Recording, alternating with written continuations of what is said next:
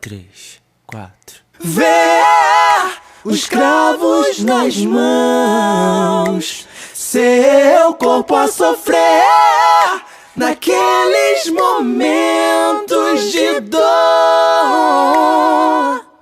Vê o mestre chorar, e foi por você que ele mostrou tanto amor.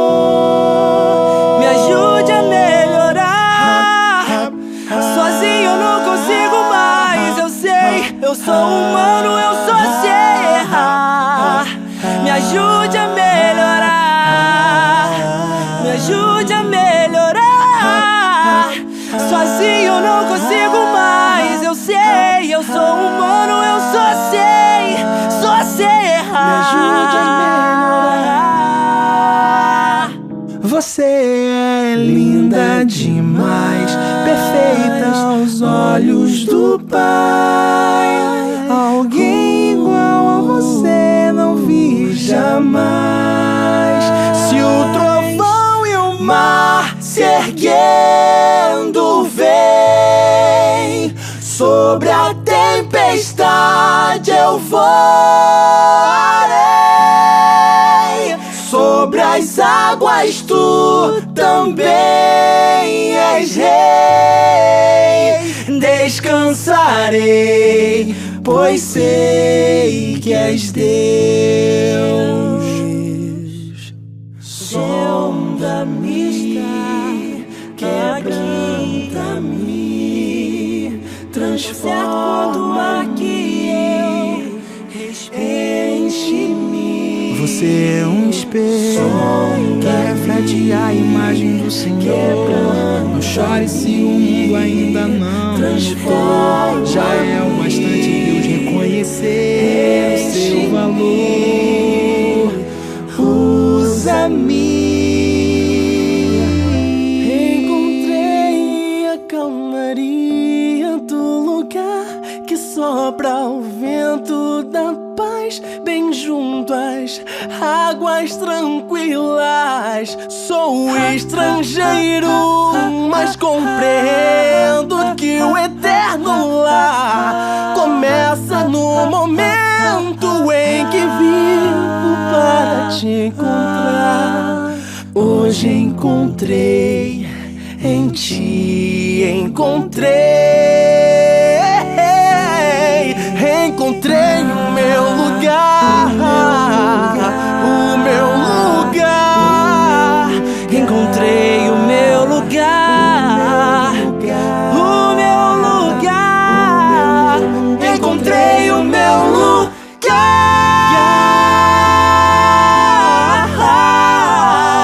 Tão sublime,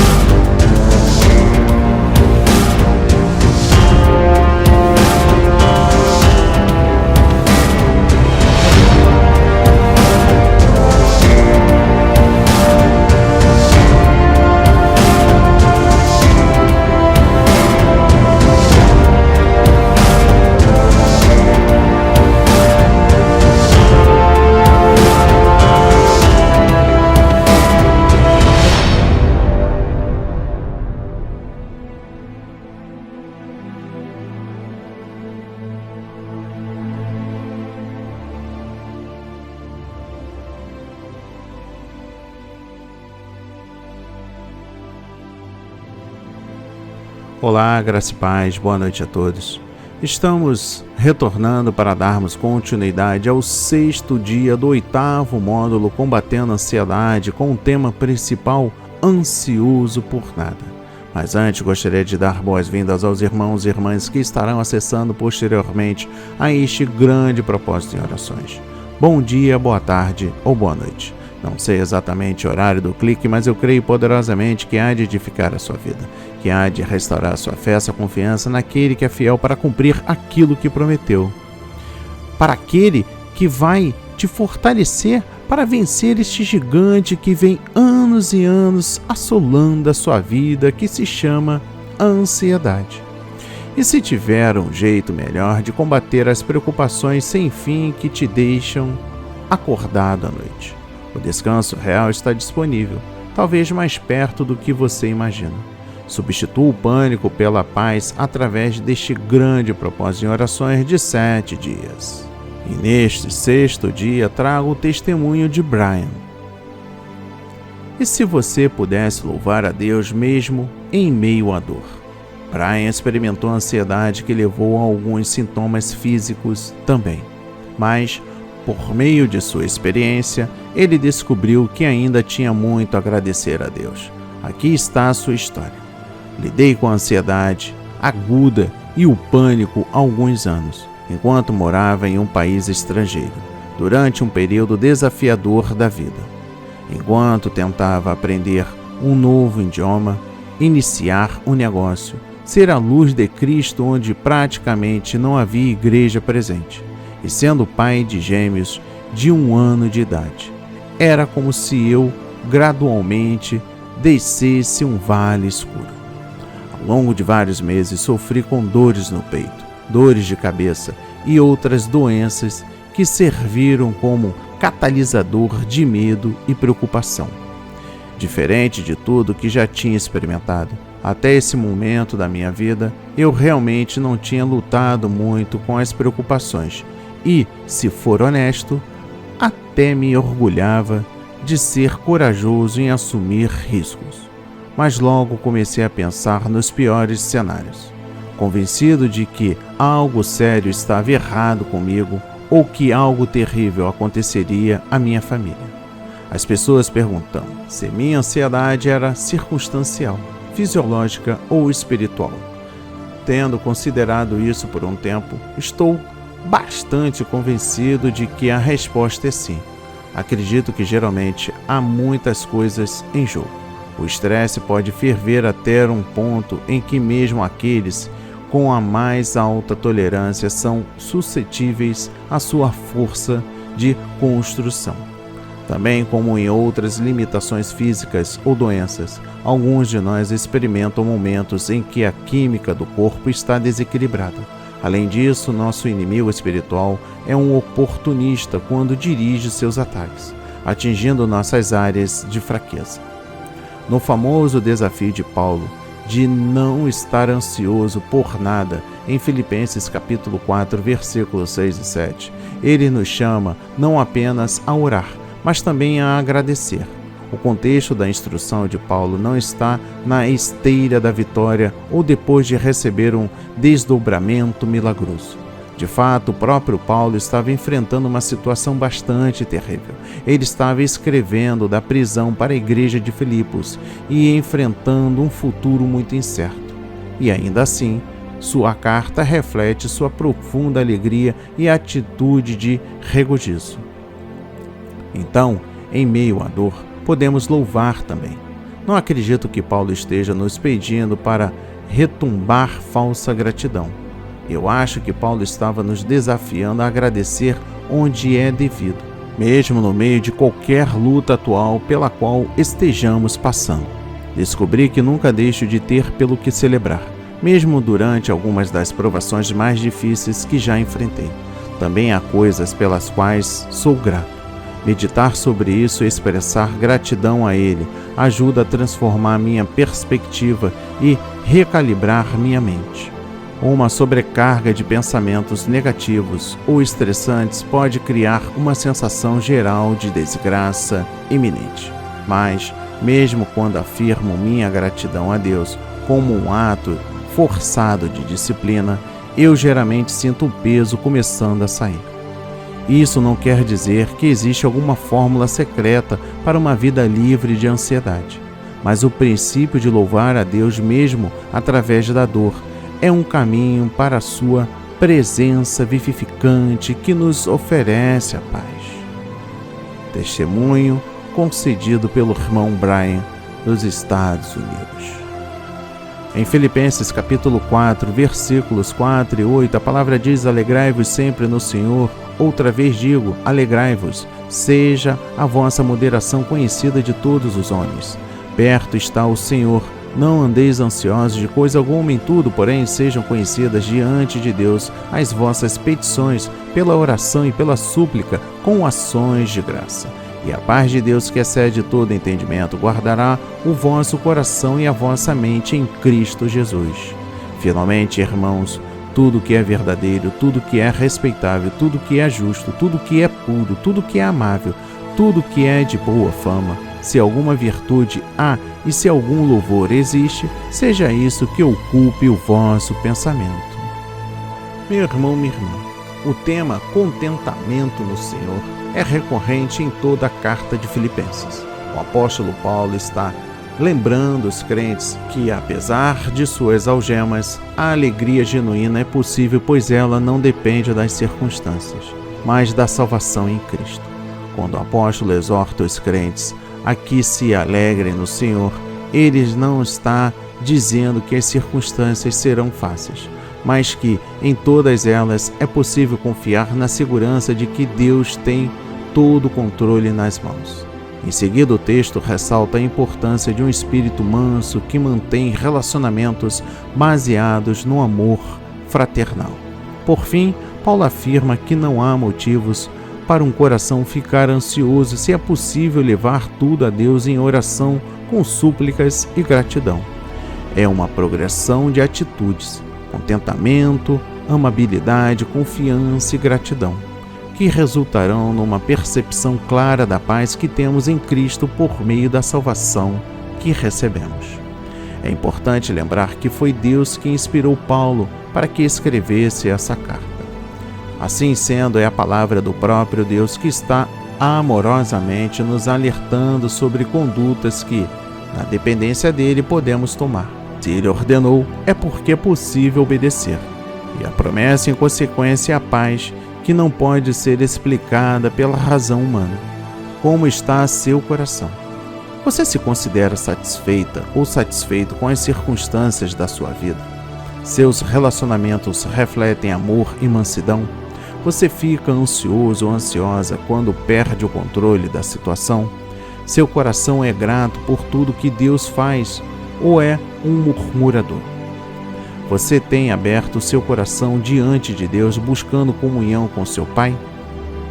Esta é a reflexão nesta noite.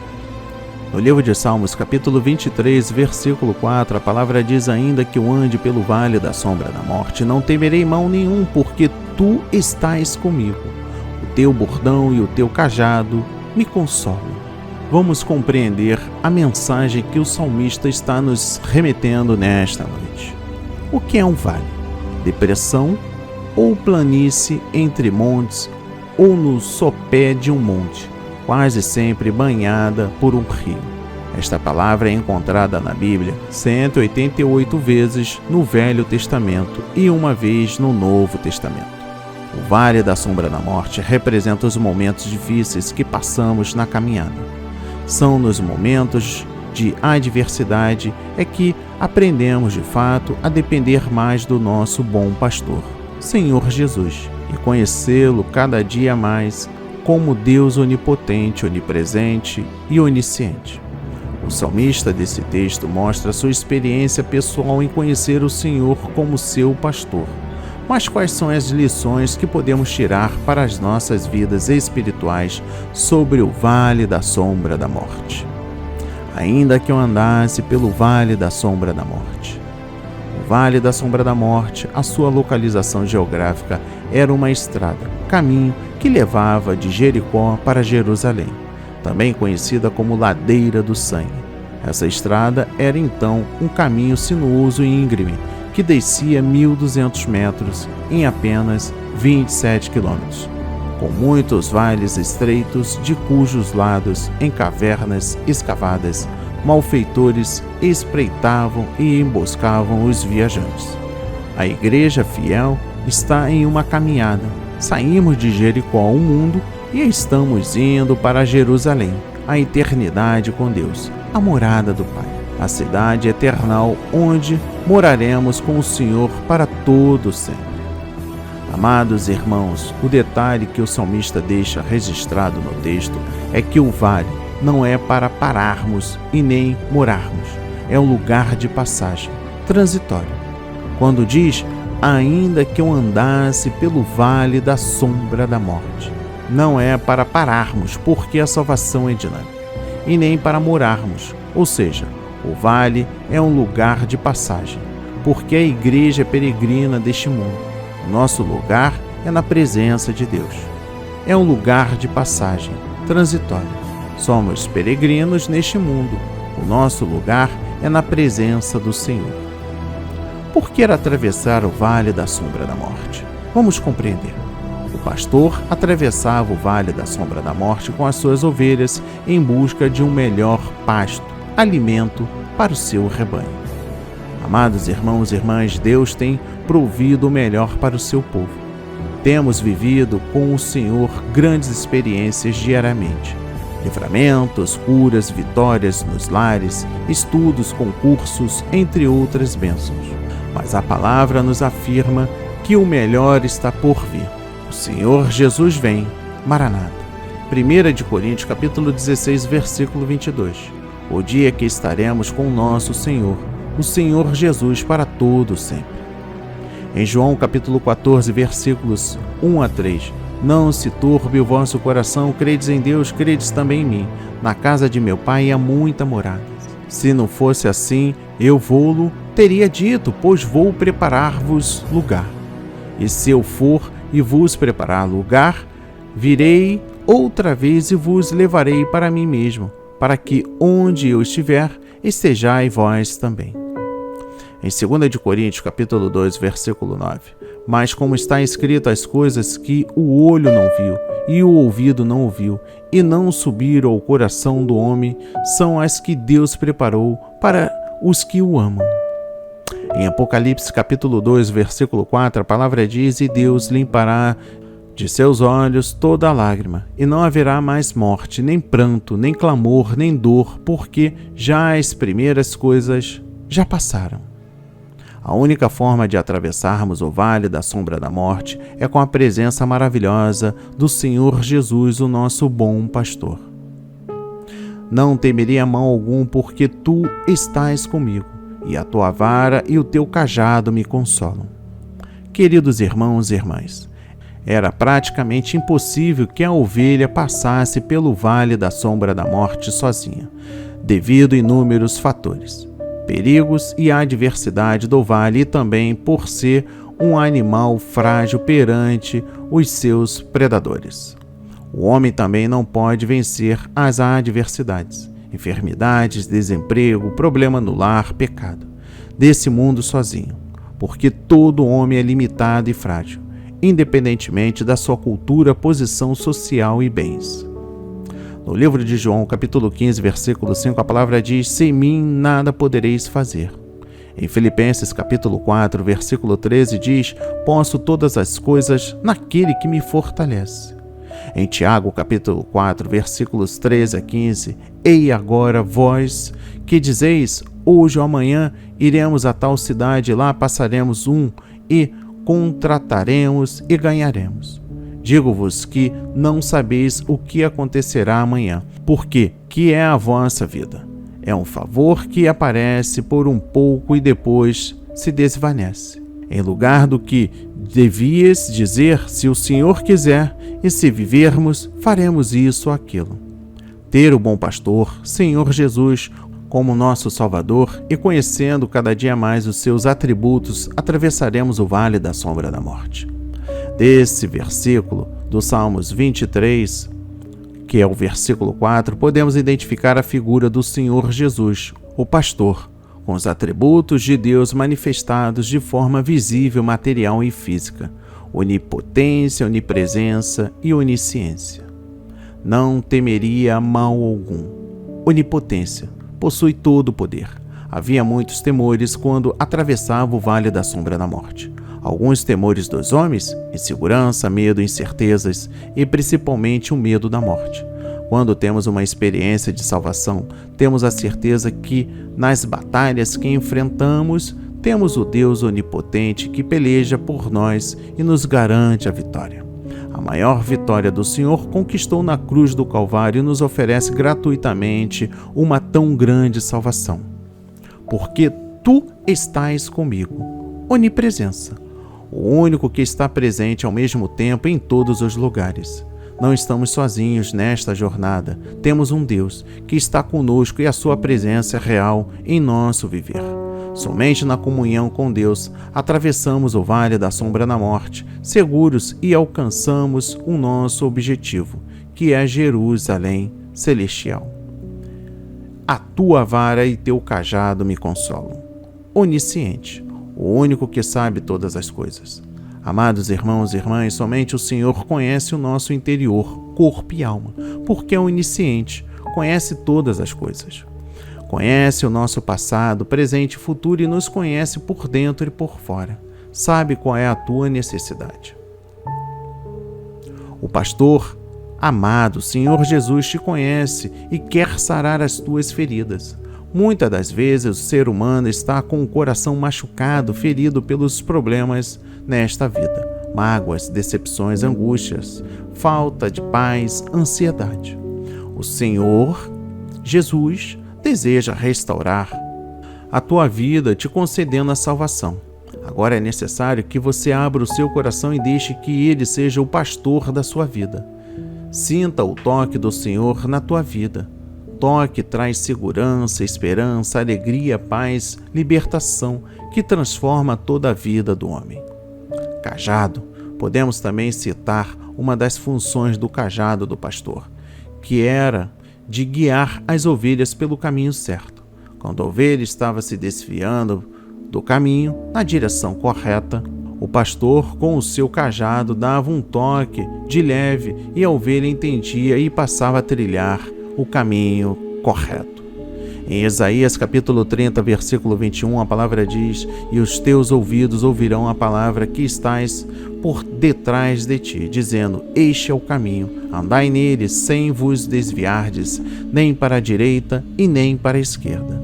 Somos conduzidos não pela razão do nosso coração, mas pela direção do Espírito Santo a permanecermos no caminho, que é Jesus, que nos levará até a presença gloriosa do Pai. Olha, meu irmão, minha irmã, a igreja fiel que somos nós atravessa o vale da sombra da morte confiante em seu Salvador, tendo a certeza que os atributos de Deus, onipotência, onipresença e onisciente, serão manifestos constantes na vida do seu povo. Em Salmos capítulo 34, versículo 4, a palavra diz: busquei o Senhor e Ele me acolheu, livrou-me de todos os meus temores. Meu irmão, minha irmã, só um inocente ou desinformado nos garantiria que, neste mundo, é possível viver sem medo. Quanto maior nossa experiência de vida, maior também fica a nossa lista de medos e causas de medos. O grande problema é ser convencido pelo medo. O grande perigo é perder até a alegria de viver, por causa do medo de um dia vir a perder tudo. As palavras sensatas, porém, aprenderam a viver com mais segurança e planejamento, depois que aprenderam as lições do medo. O rei Davi foi campeão do medo. Ele viveu um número imenso de ciladas, traições, ataques, guerras, injustiças. Uma após outra, ele tentou experimentar os melhores modos de não ser vencido pelo medo. Sua busca tentou várias maneiras: sacrifícios religiosos, amizades, exércitos, família.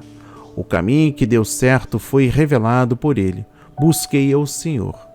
Só busca o Senhor, entretanto, aquele que aprendeu a amar a Deus, que não teme abrir o coração e a consciência para despejar aos pés do Senhor todos os perigos que atacam, todas as injustiças sofridas, todas as maldades que machucam. Quando se busca o Senhor desta maneira, Ele responde. Talvez seja importante salientar que o Senhor nos permite ter tribulações, mesmo com as provações, porém sempre o que o buscamos, Ele nos livra dos temores. Olha, o medo é algo que está presente em nossas vidas. Aliás, foi Deus que permitiu que o medo existisse, pois ele é necessário. O medo pode ser útil quando nos dá um senso de sobrevivência, nos alerta do perigo. Mas o medo pode ser um pecado, quando ele é limitador e não permite que façamos o que é necessário para cumprir a vontade de Deus em nossas vidas. O medo não pode acontecer no momento que devemos ter fé e fazer o que Deus quer que façamos. Se isso acontecer, faça como o salmista, busca o Senhor e Ele livrará de todos os seus temores. Em Filipenses capítulo 1, versículo 18, a palavra diz, todavia, que importa, uma vez que Cristo de qualquer modo está sendo pregado, quer por pretexto, quer por verdade. Também com isso me regozijo, sim, sempre me regozizarei. Este versículo escrito por Paulo já é um bom ponto de partida para iniciarmos essa reflexão. Paulo estava levantando a verdade que algumas pessoas naquela época estavam pregando o nome de Jesus por inveja, ou para rivalizar com os outros, ou até mesmo por uma pura empolgação instantânea e passageira. Algo nada parecido com a nossa época, não? Paulo, ciente disso, se diz indiferente às motivações, fossem elas por fingimento ou por verdade. Mas, mesmo assim, dizia, Cristo está sendo pregado, e por isso me alegro, de fato continuarei a alegrar-me. E por fim, o livro de Filipenses, capítulo 3, versículo 1, a palavra diz, quanto ao mais, irmãos meus, alegrai-vos no Senhor. A mim não me desgosta, e é segurança para vós outros que eu escrevo as mesmas coisas. A descoberta mais libertadora. Ninguém jamais havia me ensinado que Deus é glorificado pelas nossas alegrias nele. Essa alegria em Deus é a mesma coisa que faz do louvor uma honra a Deus, e não hipocrisia. Mas Jonathan Edwards disse isso de uma forma clara e poderosa. Deus glorifica a si mesmo para com as criaturas também, em duas formas. Primeiro, revelando-se ao entendimento delas. Segundo, comunicando-se aos seus corações e na sua alegria, deleite e gozo das manifestações que ele faz de si mesmo. Deus não é glorificado apenas pela sua glória ser vista, mas por ela ser objeto de deleite. Quando aqueles que a veem se deleitam nela, Deus é mais glorificado do que se eles apenas a vissem. Aquele que testifica ter a sua ideia da glória de Deus, não glorifica tanto a Deus quanto aquele que testifica também que aprova e se deleita nessa glória. Essa foi uma descoberta maravilhosa para mim. Eu preciso buscar alegria em Deus, se quiser glorificá-lo como a realidade surpreendentemente valiosa do universo. A alegria não é uma mera opção ao lado da adoração. É um componente essencial da adoração. Nós temos um nome para aqueles que tentam louvar quando não têm deleite no objeto. Nós o chamamos de hipocrisia. O fato de que o louvor significa completo prazer e que o fim mais elevado do homem é beber profundamente desse prazer. Foi talvez a descoberta mais libertadora que eu já fiz.